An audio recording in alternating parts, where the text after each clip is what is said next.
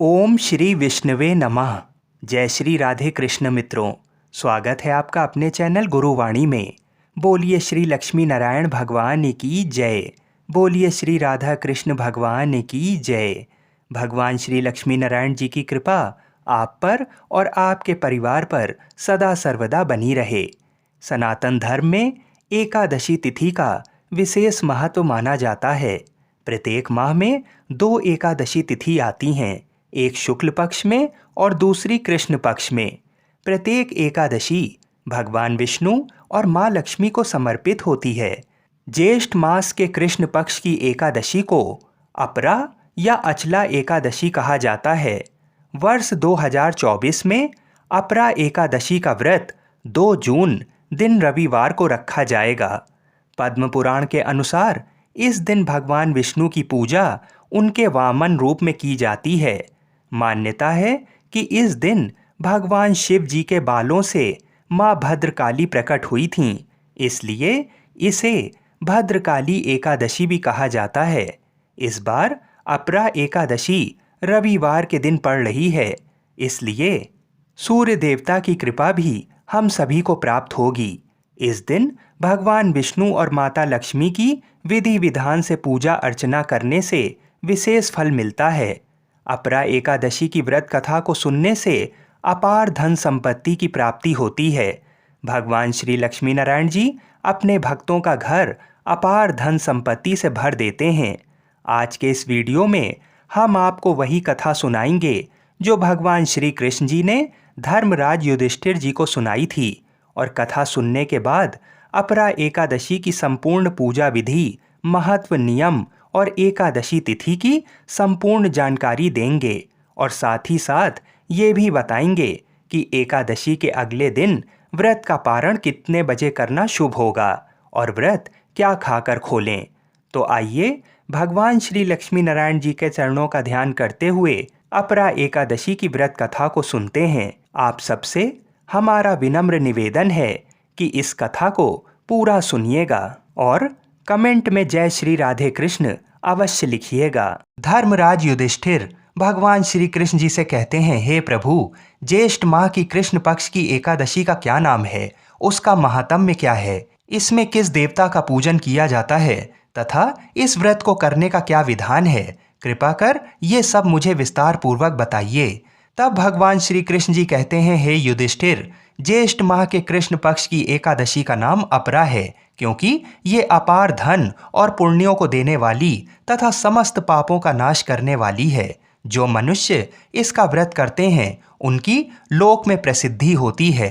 अपरा एकादशी के व्रत के प्रभाव से ब्रह्म हत्या, प्रेत योनि, दूसरे की निंदा आदि से उत्पन्न पापों का नाश हो जाता है। इतना ही नहीं, स्त्री गमन, झूठी गवाही, असत्य भाषण, झूठा वेद पढ़ना, झूठा शास्त्र बनाना, ज्योतिष द्वारा किसी को भरमाना, झूठा वैद्य बनकर लोगों को ठगना आदि भयंकर पाप भी अपरा एकादशी के व्रत से नष्ट हो जाते हैं।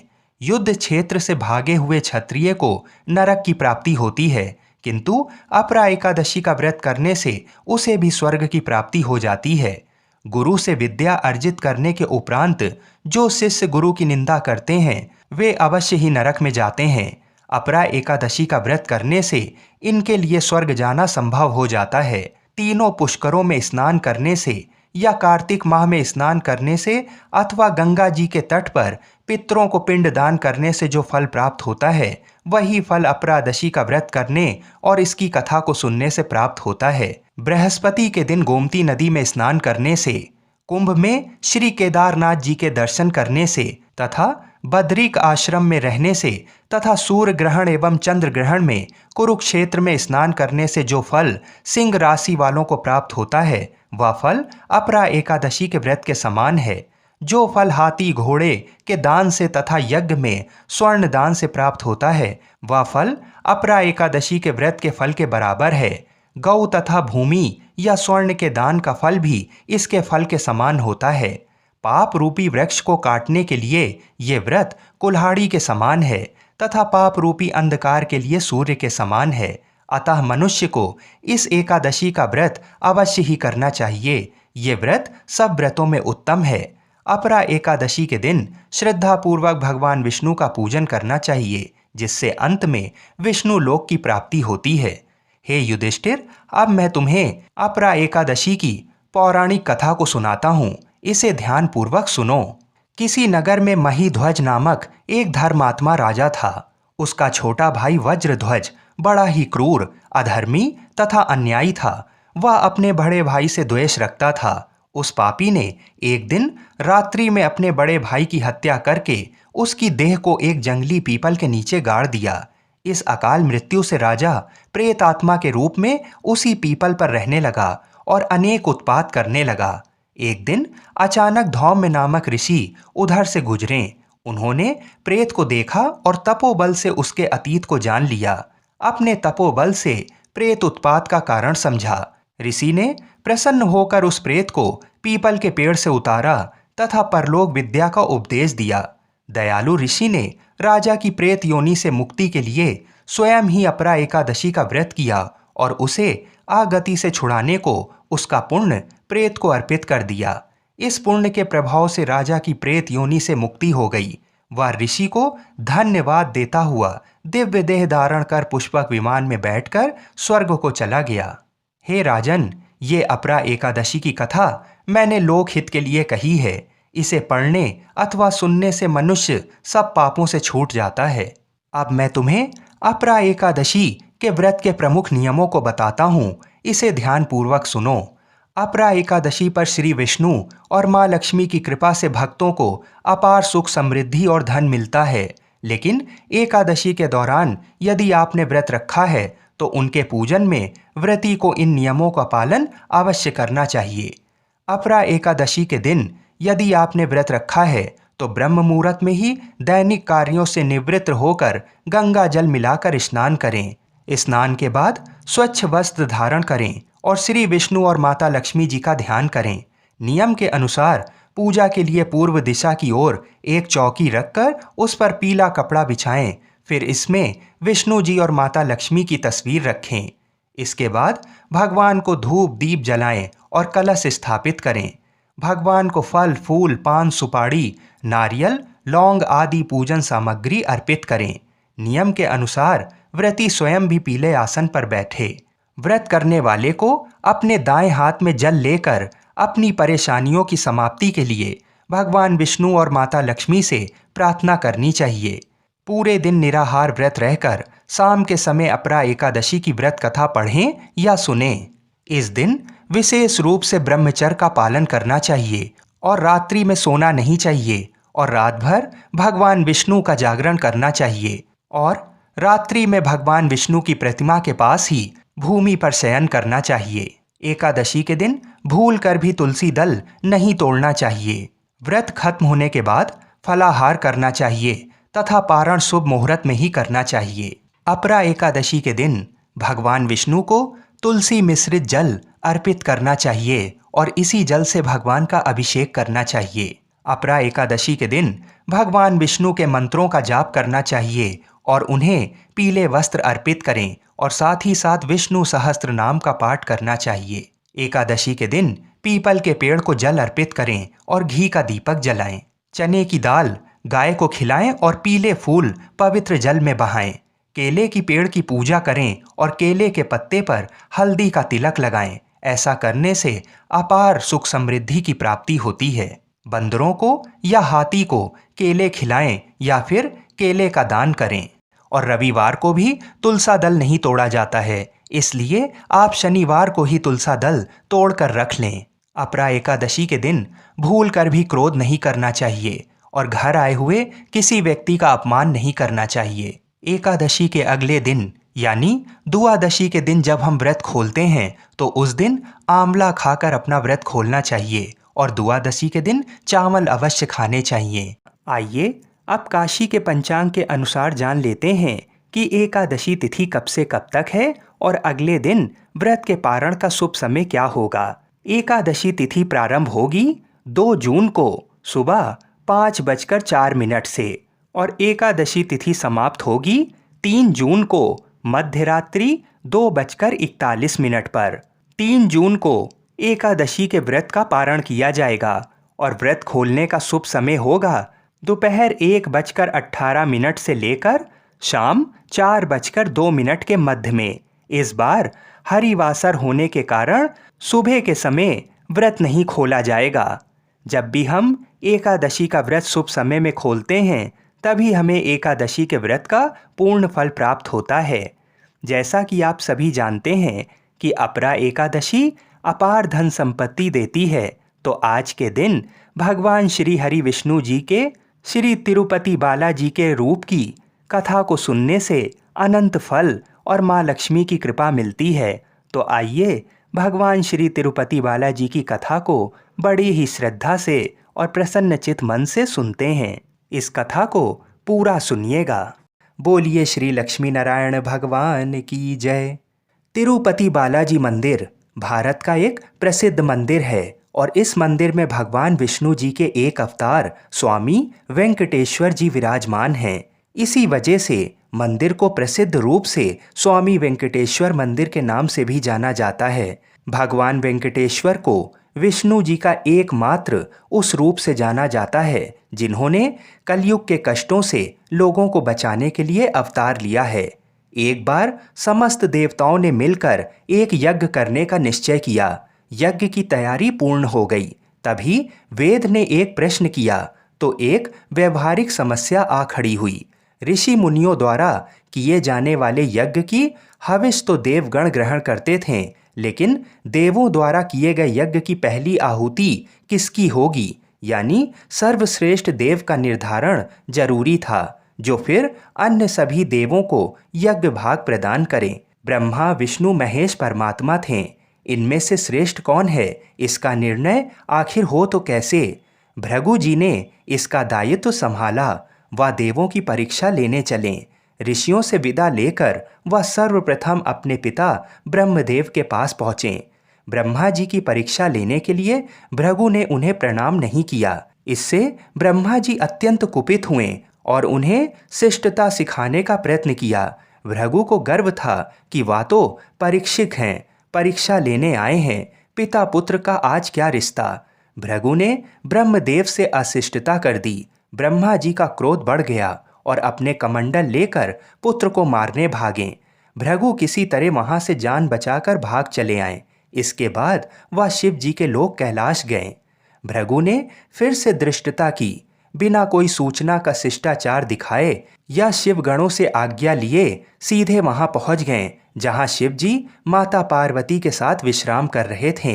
आए तो आए, साथ ही अशिष्टता का आचरण भी किया। शिव जी शांत रहे पर भृगु ना समझे।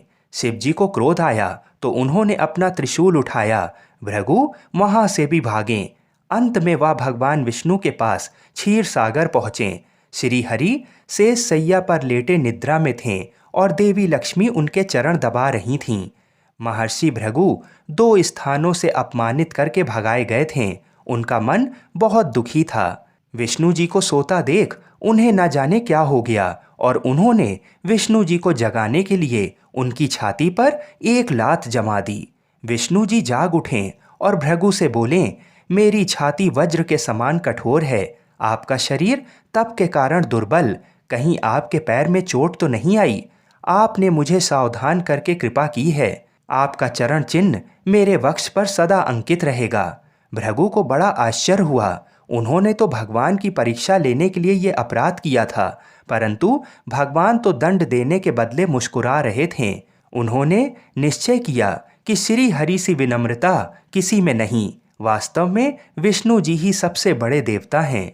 भृगु जी ने लौटकर सभी ऋषियों को पूरी घटना सुनाई। सभी ने एक मत से यह निश्चय किया कि भगवान विष्णु को ही यज्ञ का प्रधान देवता समझकर मुख्य भाग दिया जाएगा। लक्ष्मी जी ने भृगु को अपने पति की छाती पर लात मारते देखा तो उन्हें बड़ा क्रोध आया, परंतु उन्हें इस बात पर क्षोभ भी था कि श्री हरि ने उद्दंड को दंड देने के स्थान पर उसके चरण पकड़ लिए और उल्टे क्षमा मांगने लगे। क्रोध से तमतमाई महालक्ष्मी को लगा कि वह जिस पति को संसार का सबसे शक्तिशाली समझती हैं वह तो निर्बल है। ये धर्म की रक्षा करने के लिए अधर्मियों एवं दुष्टों का नाश कैसे करते होंगे। महालक्ष्मी ग्लानि से भर गईं और मन श्री हरि से उचट गया। उन्होंने श्री हरि और बैकुंठ लोग दोनों के त्याग का निश्चय कर लिया। स्त्री का स्वाभिमान उसके स्वामी के साथ बंधा होता है। उनके समक्ष कोई स्वामी पर प्रहार कर गया और स्वामी ने प्रतिकार भी ना किया, ये बात मन में कौंधती रही। यह स्थान वास के योग्य नहीं, पर त्याग कैसे करें? श्री हरि से ओझल होकर रहना कैसे होगा? वह उचित समय की प्रतीक्षा करने लगीं। श्री हरि ने हिरण्याक्ष के कोप से मुक्ति दिलाने के लिए वराह अवतार लिया और दुष्टों का संहार करने लगे। महालक्ष्मी के लिए यह समय उचित लगा। उन्होंने बैकुंठ का त्याग कर दिया और पृथ्वी पर एक वन में तपस्या करने लगीं। श्री हरि और बैकुंठ का त्याग कर महालक्ष्मी पृथ्वी पर एक वन में तपस्या करने लगीं। तप करते करते उन्होंने अपना शरीर छोड़ दिया। विष्णु जी वराह अवतार का अपना कार्य पूर्ण कर वैकुंठ लौटें तो महालक्ष्मी नहीं मिलीं। वह उन्हें खोजने लगें। श्री हरि ने उन्हें तीनों लोकों में खोजा, किंतु तप करके माता लक्ष्मी ने भ्रमित करने की अनुपम शक्ति प्राप्त कर ली थी। उसी शक्ति से उन्होंने श्री हरि को भ्रमित रखा। आखिर श्री हरि को पता लग ही गया, लेकिन तब तक वह शरीर छोड़ चुकी थीं। दिव्य दृष्टि से उन्होंने देखा कि लक्ष्मी जी ने चोल राज के घर में जन्म लिया है। श्री हरि ने सोचा कि उनकी पत्नी ने उनका त्याग सामर्थ्यहीन समझने के भ्रम में किया है, इसलिए वह उन्हें पुनः प्राप्त करने के लिए अलौकिक शक्तियों का प्रयोग नहीं करेंगे। महालक्ष्मी ने मानव रूप धरा है, तो अपनी प्रिय पत्नी को प्राप्त करने के लिए वह भी साधारण मानवों के समान व्यवहार करेंगे और महालक्ष्मी जी का हृदय और विश्वास जीतेंगे। भगवान ने श्रीनिवास का रूप धरा और पृथ्वी लोक पर चोल नरेश के राज में निवास करते हुए महालक्ष्मी से मिलन के लिए उचित अवसर की प्रतीक्षा करने लगे। राजा आकाश राज निसंतान थे। उन्होंने सुखदेव जी की आज्ञा से संतान प्राप्ति यज्ञ किया। यज्ञ के बाद यज्ञशाला में राजा को हल जोतने को कहा गया। राजा ने हल जोता तो हल का फल किसी वस्तु से टकराया। राजा ने उस स्थान को खोदा तो एक पेटी के अंदर सहस्त्र दल कमल पर एक कन्या विराज रही थी। वह महालक्ष्मी जी थीं। राजा के मन की मुराद पूरी हो गई थी। चूंकि कन्या कमल के फूल में मिली थीं, इसलिए उनका नाम रखा गया पद्मावती। पद्मावती नाम के अनुरूप ही रूपवती और गुणवती थीं। साक्षात लक्ष्मी जी का अवतार पद्मावती विवाह के योग्य हुईं। एक दिन वह बाग में फूल चुन रही थीं। उस वन में बालाजी यानी कि श्रीनिवास जी आखेट के लिए आए थे। उन्होंने देखा कि एक हाथी एक युवती के पीछे पड़ा है और डरा रहा है। राजकुमारी के सेवक भाग खड़े हुए। श्रीनिवास जी ने तीर चलाकर हाथी को रोका और पद्मावती की रक्षा की। श्रीनिवास और पद्मावती ने एक दूसरे को देखा और एक दूसरे पर मोहित हो गए। दोनों के मन में परस्पर अनुराग पैदा हुआ, लेकिन दोनों बिना कुछ कहे अपने अपने घर लौट गए। श्रीनिवास जी घर तो लौट आए, लेकिन मन पद्मावती में ही बस गया। वह पद्मावती का पता लगाने के लिए उपाय सोचने लगे। उन्होंने ज्योतिषी का रूप धरा और भविष्य वाचने के बहाने पद्मावती को ढूंढने निकले। धीरे धीरे ज्योतिषी श्रीनिवास की ख्याति पूरे चोल राज में फैल गई। पद्मावती के मन में भी श्रीनिवास के लिए प्रेम हुआ था। वह उनसे मिलने को व्याकुल थीं, किंतु कोई पता ठिकाना न होने के कारण उनका मन चिंतित था। इस चिंता और प्रेम विरह में उन्होंने भोजन श्रृंगार आदि का त्याग कर दिया। इसके कारण उनका शरीर कृशकाय होता चला गया। राजा से पुत्री की ये दशा देखी नहीं जा रही थी। वह चिंतित थे। ज्योतिषी की प्रसिद्धि की सूचना राजा को भी हुई। राजा ने ज्योतिषी श्रीनिवास को बुलाया और सारी बात बताकर अपनी कन्या की दशा का कारण बताने को कहा। श्रीनिवास राजकुमारी का हाल समझने पहुँचे तो पद्मावती को देखकर प्रसन्न हो गए। उनका उपक्रम सफल रहा था। उन्होंने पद्मावती का हाथ अपने हाथ में लिया। कुछ देर तक पढ़ने का स्वांग करने के बाद बोले, महाराज, आपकी पुत्री प्रेम के विरह में जल रही है। आप इनका शीघ्र विवाह कर दें तो स्वस्थ हो जाएंगी। पद्मावती ने अब श्रीनिवास की ओर देखा। देखते ही पहचान लिया। उनके मुख पर प्रसन्नता के भाव आए और वह हंसी। काफी दिनों बाद पुत्री को प्रसन्न देख राजा को लगा कि ज्योतिषी का अनुमान बिल्कुल सही है। राजा ने श्रीनिवास जी से पूछा, ज्योतिषी महाराज, यदि आपको ये पता है कि मेरी पुत्री प्रेम के विरह में पीड़ित है, तो आपको ये भी सूचना होगी कि मेरी पुत्री को किससे प्रेम है। उसका विवाह करने को मैं तैयार हूँ, आप उसका परिचय दें। श्रीनिवास जी ने कहा, आपकी पुत्री एक दिन वन में फूल चुनने गई थी। एक हाथी ने उन पर हमला किया तो आपके सैनिक और दासियां भाग खड़ी हुईं। राजकुमारी के प्राण एक धनुर्धर ने बचाए थे। राजा ने कहा, हाँ, मेरे सैनिकों ने बताया था कि एक दिन ऐसी घटना हुई थी। एक वीर पुरुष ने उसके प्राण बचाए थे, लेकिन मेरी पुत्री के प्रेम से उस घटना का क्या तात्पर्य। श्रीनिवास जी ने कहा, आपकी पुत्री को अपनी जान बचाने वाले उसी युवक से प्रेम हुआ है। राजा के पूछने पर श्रीनिवास ने कहा, वह कोई साधारण युवक नहीं है, बल्कि शंख चक्रधारी स्वयं भगवान विष्णु हैं। इस समय वैकुंठ को छोड़कर मानव रूप में श्रीनिवास के नाम से पृथ्वी पर वास कर रहे हैं। आप पुत्री का विवाह उनसे करें, मैं इसकी सारी व्यवस्था करा दूंगा। ये बात सुनकर राजा प्रसन्न हो गए कि स्वयं भगवान विष्णु उनके जमाई बनेंगे। श्रीनिवास और पद्मावती जी का विवाह तय हो गया। श्रीनिवास रूप में श्री हरि ने सुखदेव के माध्यम से समस्त देवी देवताओं को अपने विवाह की सूचना भिजवा दी। सुखदेव की सूचना से सभी देवी देवता अत्यंत प्रसन्न हुए। देवी देवता श्रीनिवास जी से मिलने और बधाई देने पृथ्वी पर पहुंचे, परंतु श्रीनिवास जी को खुशी के बीच एक चिंता भी होने लगी। देवताओं ने पूछा, भगवान, संसार की चिंता हरने वाले आप इस उत्सव के मौके पर इतने चिंतातुर क्यों हैं। तब श्रीनिवास जी ने कहा, चिंता की बात है, धन का अभाव। महालक्ष्मी ने मुझे त्याग दिया है, इस कारण धनहीन हो चुका हूँ। स्वयं महालक्ष्मी ने तब से शरीर त्याग मानव रूप लिया है और पिछली स्मृतियों को गुप्त कर लिया है। इस कारण उन्हें ये सूचना नहीं है कि वह महालक्ष्मी का ही स्वरूप हैं। वह तो स्वयं को राजकुमारी पद्मावती ही मानती हैं। मैंने निर्णय किया है कि जब तक उनका प्रेम पुनः प्राप्त नहीं करता, अपनी माया का उन्हें आभास नहीं कराऊंगा। इस कारण मैं एक साधारण मनुष्य का जीवन व्यतीत कर रहा हूँ। राजा की पुत्री से शादी करने और घर बसाने के लिए धन, वैभव और ऐश्वर्य की जरूरत है, वह मैं कहाँ से लाऊं। स्वयं नारायण को धन की कमी सताने लगी।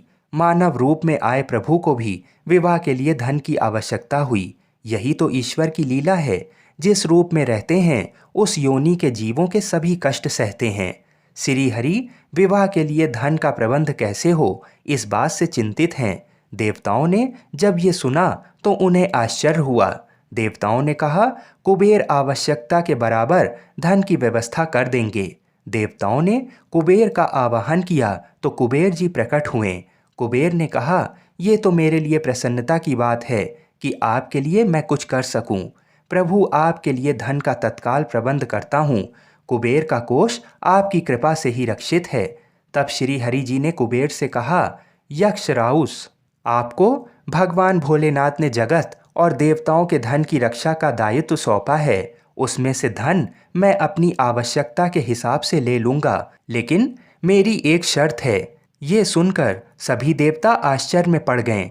श्री हरि ने कहा, ब्रह्मा जी और शिव जी साक्षी रहें, कुबेर से धन ऋण के रूप में लूंगा, जिसे भविष्य में ब्याज सहित चुकाऊंगा। श्री हरि की बात से कुबेर समेत सभी देवता विस्मय में एक दूसरे को देखने लगे।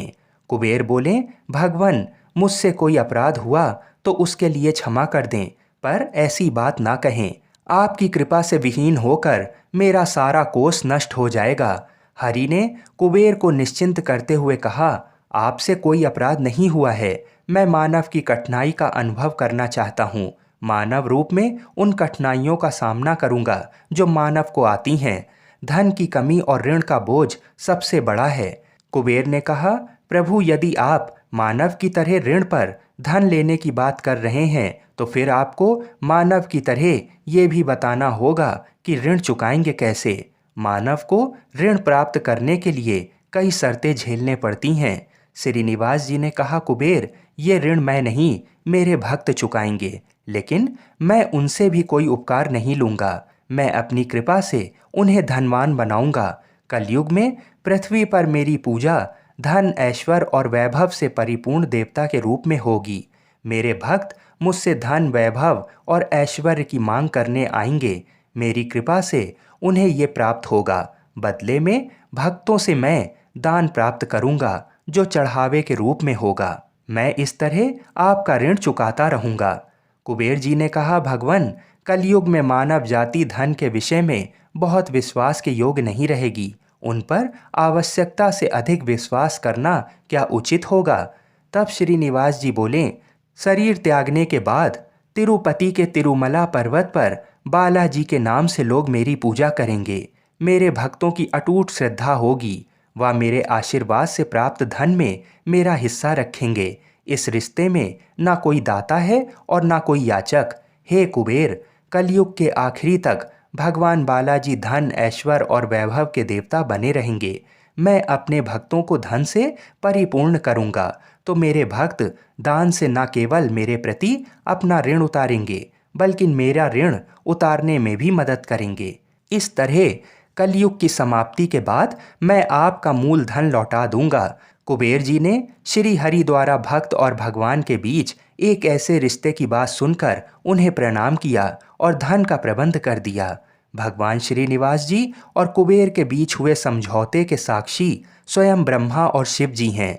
दोनों वृक्ष रूप में साक्षी बन गए। आज भी पुष्करिणी के किनारे ब्रह्मा और शिव जी बरगद के पेड़ के रूप में साक्षी बनकर खड़े हैं।